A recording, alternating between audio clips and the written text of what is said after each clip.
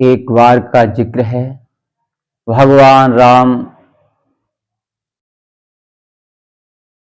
बाग में टहल रहे हैं, उनके साथ भरत जी, हनुमान जी और भाई हैं। हनुमान जी कहते हैं कि भरत भैया कुछ आपसे पूछना चाह रहे हैं।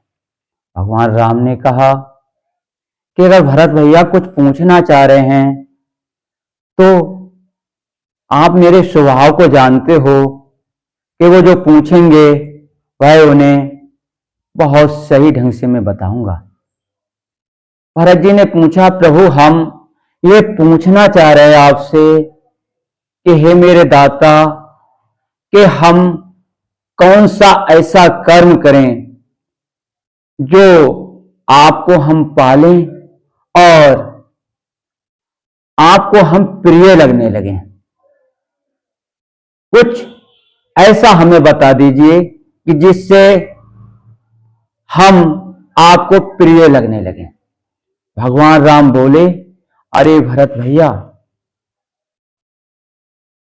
मैं तुम्हें वह मुख्य बात बताता हूं जिसके कारण मुझे जो भी प्राणी है वह प्राणों से भी ज्यादा प्रिय लगने लगता है। सवै मान प्रत आप अमानी, भरत प्राण सम ते मम प्राणी। ये भरत भैया जो सबको मान देता है और खुद मान नहीं लेता, क्योंकि हम मान तब पाने के अधिकारी होते हैं कि कुछ हमारा अपना हो। हमने जो कुछ सीखा है या जो कुछ हमने पाया है या जो कुछ हमारे पास है या हमें जो कुछ मिला है, सब परमपिता परमात्मा की देन है। जब हमारा कुछ है ही नहीं तो हम अपना कहकर उसे कैसे बुलाएं। इसलिए ऐ भरत भैया, हमारे लिए सबसे ज्यादा अगर कोई प्रिय है मुझे, तो वो अपने अहम को समर्पित कर दे, यानी कि सबको मान देना शुरू कर दे। चाहे कोई भी हो, जो सबको मान देता है, सबको सम्मान देता है, सबको समान भाव से देखता है और खुद सेवक बनकर जीता है। अगर हम संत महात्माओं की वाणियों की ओर जाएं, अगर हम संतों के लिए देखें, तो सारे संतों ने अपने लिए दास कहकर कहा है। नानक साहब कह रहे हैं, नानक दास बुलाया बोले, मैं खुद नहीं बोलता, बल्कि ये दास तो वह बोलता है जो परमपिता परमात्मा की रजा होती है। उनकी कही बात ही हम बोलते हैं।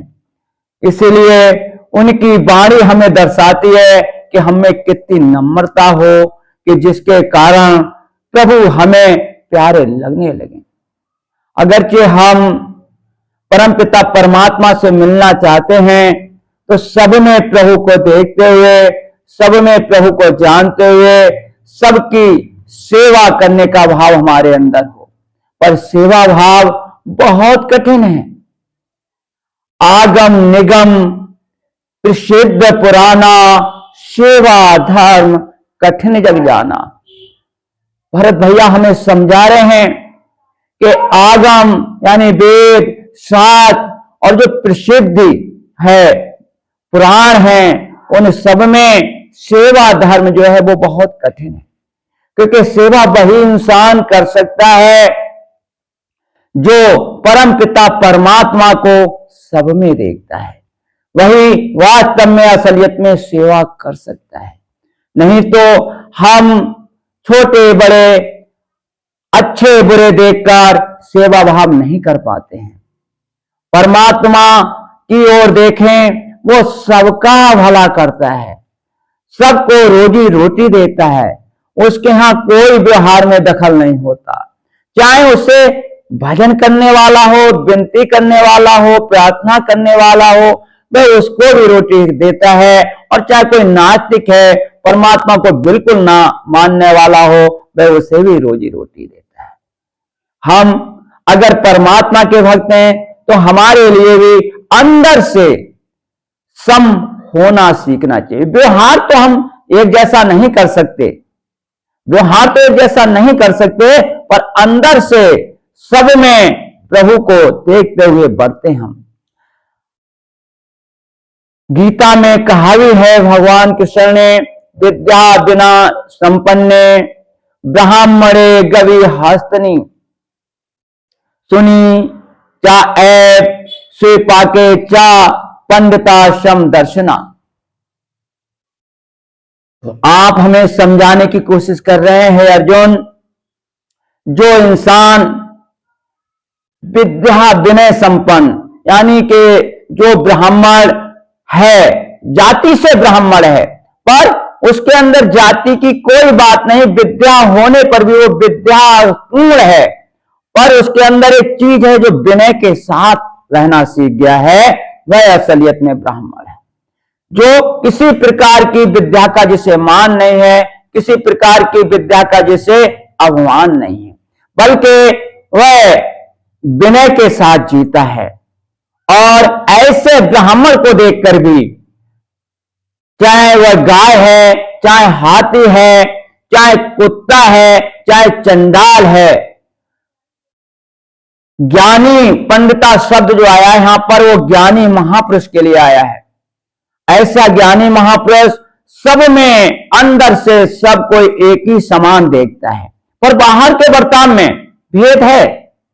हम ब्राह्मण की पूजा कर सकते हैं, हाथी की नहीं कर सकते, चंडाल की नहीं कर सकते, पर जो उन सब में एक धारा है, जो प्रभु सत्ता है, जो आत्मा है, वो सब में एक समान है। इसलिए हम अंदर से एक भाव होकर जिए, बाहर से चाहे हम जैसे हैं, और अंदर से हम प्रभु को लिव लगाकर अगर रहना है, सब में प्रभु के दर्शन करना है और जीते जागते परमात्मा का होकर रहना है, तो हमें सब में सम रहते हुए अपने आप की निगरानी करनी होगी, अपने आप को अपने आप से बात करनी होगी कि हम किस हाल में हैं, हमें किस हाल में होना चाहिए, वास्तव में हम परमात्मा के साथ हैं या संसार के साथ हैं।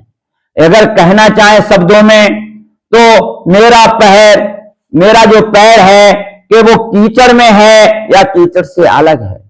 अगरचे हम अपने आप को देखते हुए परमात्मा की कृपा का स्मरण करते हुए, बहुत बड़ी कृपा है परमात्मा की जो हमें मानुष देह मिली, उससे बड़ी कृपा है कि हमें संत महात्माओं का सत्संग मिल रहा है, और इससे बड़ी कृपा है कि सत्संग सुनकर हम जीवन में अमल में लाएं और प्रभु का स्मरण लगातार करते रहें। अगरचे हम प्रभु का स्मरण लगातार करते रहते हैं, प्रभु को हम अपना बना लेते हैं, तब हमारे लिए जीते जी मुक्ति की अवस्था हो जाती है। हम सबको ध्यान करने की आदत है, कबीर साहब ने ध्यान करने की जो विधि बताई, वो हमारे लिए देखने लायक है, जानने लायक है, समझने लायक है। तन थिर मन थिर सुरत निरत थिर होए, कहे कबीर उस पलक को कल्प न पावे कोई। यानी कि पहले हमारे लिए तन थिर, बिल्कुल हम तन थिर, हम अपने तन को रोक कर रखना सीख जाएं, यानी कि हमारा तन हमारे बस में होना चाहिए इंद्रियों सहित। मन थिर, मन हमारा बिल्कुल एकाग्र हो, यानी कि दोनों आंखों के बीच में तन हमारा स्तर बैठा हो और मन दोनों आंखों के बीच में ध्यान में केंद्रित हो। पर वहां पर जो हम प्रभु के नाम का स्मरण करें, उस नाम को हम सुने भी और देखें भी। जब लगातार अगर मैं राम कह रहा हूं, तो राम को वहां मैं अपने दोनों आंखों के बीच में देखने की कोशिश करूं और देखता रहूं राम राम, कहने के साथ साथ हम राम को देखें। और जब हम लगातार राम को वहां देखते हैं, तो देखने के साथ साथ वहां हमारे लिए प्रकाश भी दिखाई देना शुरू हो जाता है। या जिसने जो इष्ट देव का जो नाम मिला है, जैसे वो उस नाम को स्मरण करते हुए और वहां पर हमें ध्यान करना चाहिए। यही अगर हम ध्यान की विधि सीख जाते हैं, तो सुनने के साथ साथ देखना शुरू कर देते हैं। असलियत में देखते देखते हम एक दिन परमात्मा में समा जाते हैं। इन्हीं शब्दों के साथ सबको मेरा दुआ आशीर्वाद।